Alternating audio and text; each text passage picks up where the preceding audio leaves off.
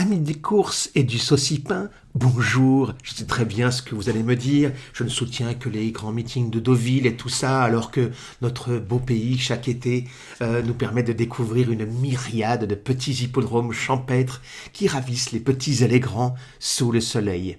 Et parfois aussi sous la pluie, il faut bien le dire.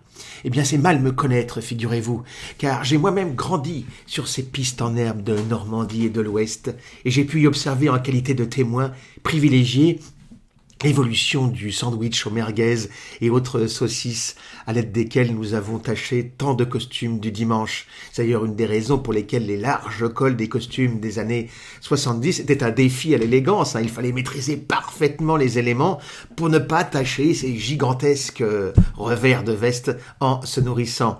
Du reste, vous aurez aussi remarqué que le sandwich à la merguez n'est apparu dans nos contrées qu'après l'Ancien Régime. Et oui, les rois de France avaient banni cette délicieuse spécialité culinaire sous prétexte que leur consommation salopait leurs débordantes manchettes en dentelle.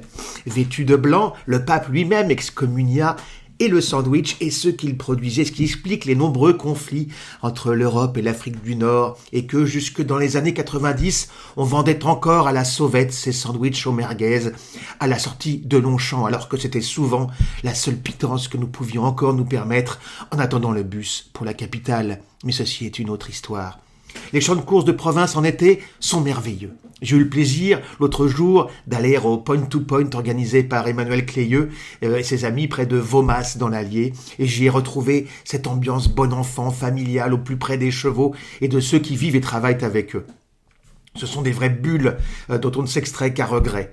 Si vous êtes dans le quart nord-ouest du pays cet été, vous en trouverez sans doute près de votre lieu de villégiature. C'est souvent le dimanche ou bien les jours fériés comme le 15 août. Privilégiez si possible ceux qui n'ouvrent qu'une ou deux fois dans l'année, encore tenus par des bénévoles sans réunion PMU. Seuls ceux-là ont gardé cette ambiance originelle, pas encore débordée par les réglementations et les interdits.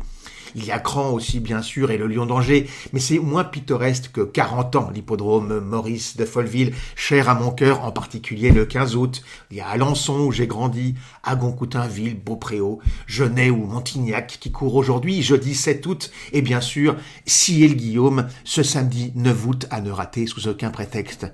Tous sont très abordables et on y mange et boit très bien pour pas grand-chose.